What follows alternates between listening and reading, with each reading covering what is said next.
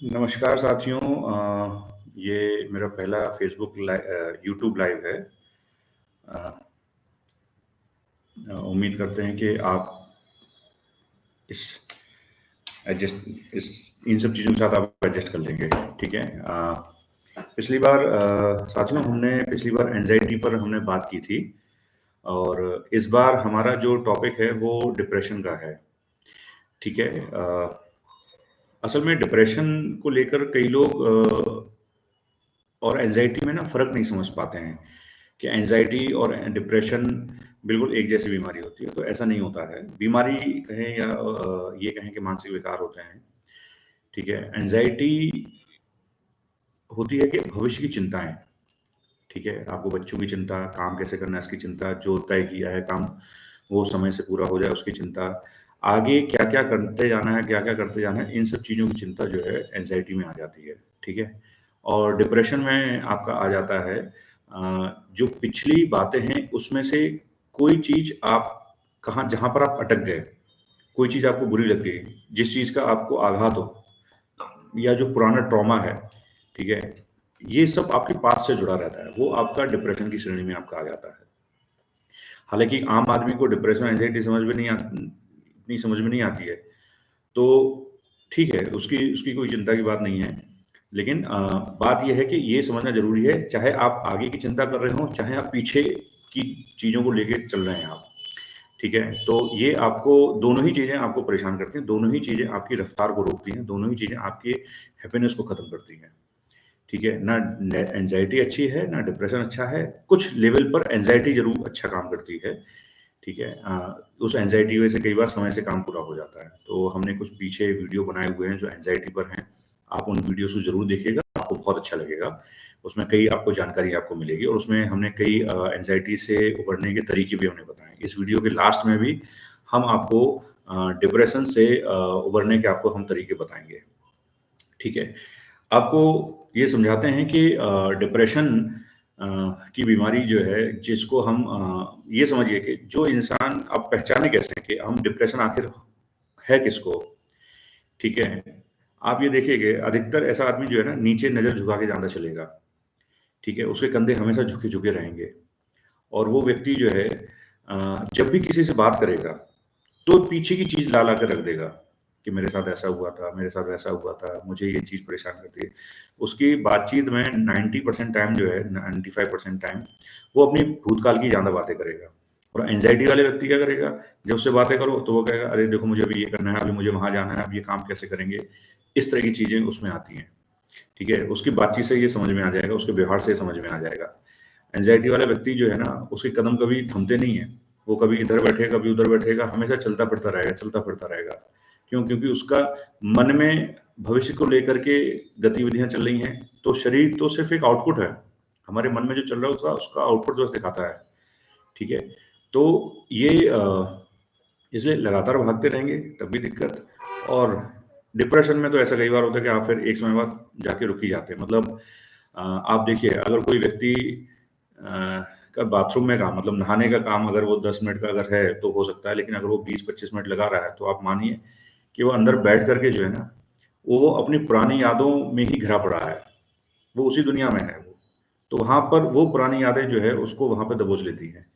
कहीं पर भी हो, ऑफ़िस में ऐसा व्यक्ति जो है जो 5 मिनट का काम है उसको रिज़ॉल्व करने में उसको कभी-कभी आधा घंटा या 1 घंटा भी कभी-कभी लग जाता है।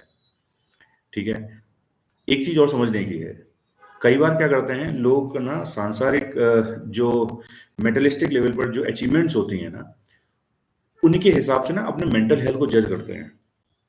फॉर एग्ज़ाम्पल आप किसी ऑफ़िस में अच्छा काम करते हैं तो आपको बेस्ट परफॉर्मर एम्प्लॉयी का अवार्ड आपको मिल गया और आप खूब चिंता में रहते हैं। तो आप अपने आप को समझा लेते हैं, अरे!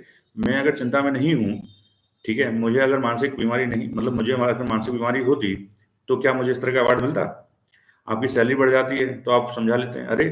मैं तो बिल्कुल फिट हूँ, तभी तो देखो मेरी सैलरी बढ़ रही है। लेकिन ऐसा नहीं है दोस्तों, क्या होता है कि जब हम लोग इस तरह की परेशानी में होते हैं ना, तो माइंड क्या करता है, खुद को सर्वाइव करने के लिए, खुद को हैप्पीनेस फ़ील कराने के लिए, खुद को साबित करने के लिए कि you are not weak person, एक चीज़ में पूरी की पूरी ताकत लगा देता है। पूरी की पूरी ताकत, ठीक है, पूरी एनर्जी वहां लगा देता है।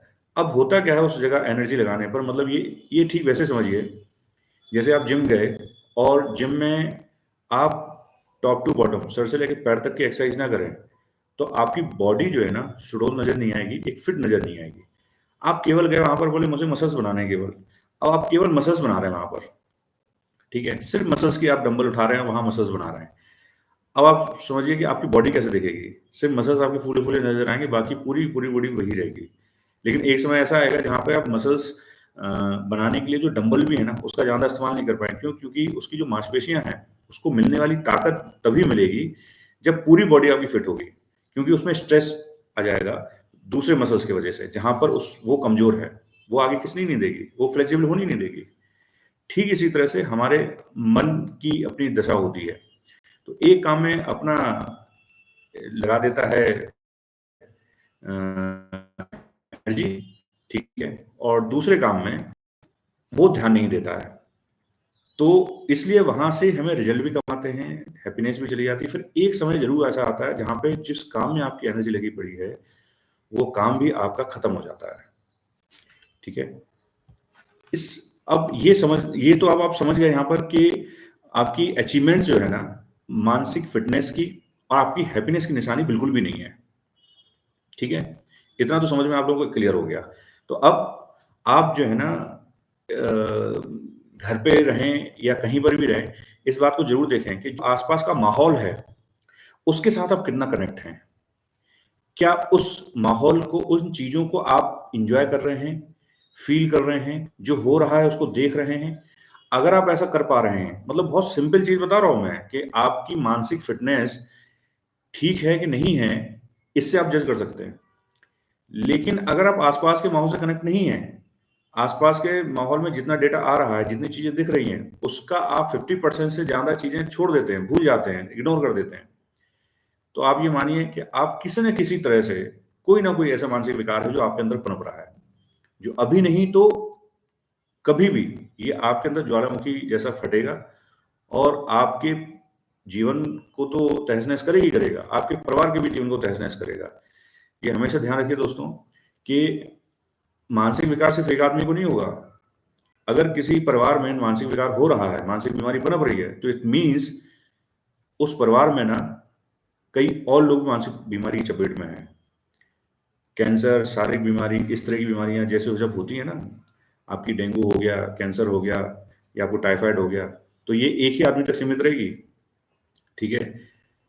अगर किसी एक आदमी को कैंसर, जरूरी नहीं कि दूसरे को ही हो, लेकिन ये 100% गारंटी है, ये सर्वे में आ चुका है कि जेनेटिकली भी ये चीज फैलती है, और आसपास चूंकि हमारे नेगेटिव एनर्जीज है, नेगेटिव माहौल है, एनवायरमेंट हमारा ठीक नहीं है, इट मीन्स उसने स्वीकार नहीं किया लेकिन आपने स्वीकार कर लिया, ठीक है।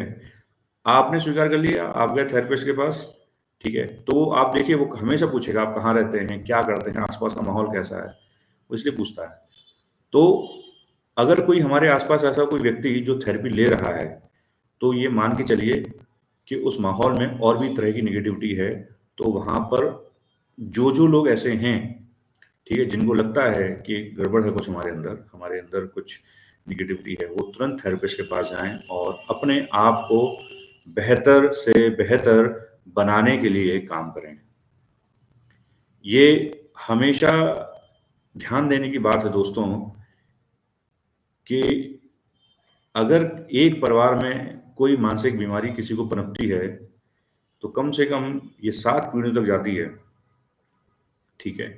मेरे पास कई लोग आते हैं और अलग अलग तरह के केसेस होते हैं, तो मैं जब उनकी हिस्ट्री खंगालने की कोशिश करता हूँ तो देखता हूँ कि तीसरे या खासकर ऐसे लोग जो बहुत ही, जिनके अंदर सुसाइडल अटेम्प्ट के लगातार थॉट आते रहते हैं, तो ऐसे लोगों की जब हम हिस्ट्री देखते हैं पूरी 2-3 पीढ़ियों की निकाल कर देखते हैं, तो ये पता लगता है कि उनमें 2 से 3 पीढ़ी पीछे कोई ना कोई ऐसा होता है जिसने असमय किसी की मृत्यु हो गई हो, या अकाल मृत्यु किसी की हो गई हो, या किसी ने सुसाइड कर लिया हो, ठीक है।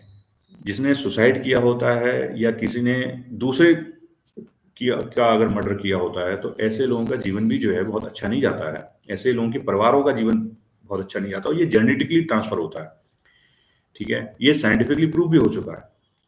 तो दोस्तों आप किसी भी तरह से जब भी आपको लगे आप चिंता में हैं, परेशानी में हैं, इसे इग्नोर ना करें। अच्छे थेरेपिस्ट के पास जाएँ, मेडिटेशन करें, योगा करें, थेरेपिस्ट की मदद लें। आजकल चीज़ें इतनी क्लिष्ट हो गई हैं कि जैसे हम बीमारी से बचने के लिए हमें बुखार आ जाता है, तो हम बुखार उतारने की दवा ले लेते हैं, जिसमें बुखार ना हो और हमारा काम चलता रहे। उसकी दवा तो है, लेकिन दोस्त आप अगर मानसिक बीमारी में हैं, परेशानी में हैं, आपको पता है कि हमें परेशान कर रहा है, इसकी अभी तक ऐसी कोई दवा नहीं बनी है दोस्त, कि आपने आज खाई और आप ठीक हो गए। ठीक है? ऐसा नहीं है। आप थेरेपिस्ट की मदद लीजिए, ठीक है? आज की तारीख में कई तरह की हीलिंग मॉडलिटीज़ हैं, अल्टरनेटिव हीलिंग मॉडलिटी ले सकते हैं, हिप्नोथेरेपी आप ले सकते हैं, काउंसलिंग करवा सकते हैं, साउंड हीलिंग ले सकते हैं, रेकी ले सकते हैं, ठीक है? मेडिटेशन आप कर सकते हैं, सब कुछ आप कर सकते हैं, ठीक है? जो आपको ठीक लगे, लेकिन लीजिए ज़रूर। उससे आपके परिवार की ज़िंदगी बेहतर होगी, सबकी ज़िंदगी को बेहतर बनाने में आप एक बहुत बड़ा अहम रोल निभा सकते हैं। ठीक है दोस्तों, अगले हफ्ते हम लोग फिर मिलेंगे लाइव और एक नए टॉपिक पर फिर से डिस्कशन करेंगे। आप हमारा चैनल ज़रूर देखिए, सब्सक्राइब करिए, शेयर करिए, इस कंटेंट को शेयर करिए। अगर आपकी ओर से कोई सुझाव है कि आप किस टॉपिक पर डिस्कशन चाहते हैं या आप हमसे अगर संपर्क करना चाहते हैं, तो जो डिस्क्रिप्शन बॉक्स है उसमें नंबर दिए गए हैं, आप हमसे संपर्क भी कर सकते हैं। ठीक है दोस्तों, थैंक यू वेरी मच।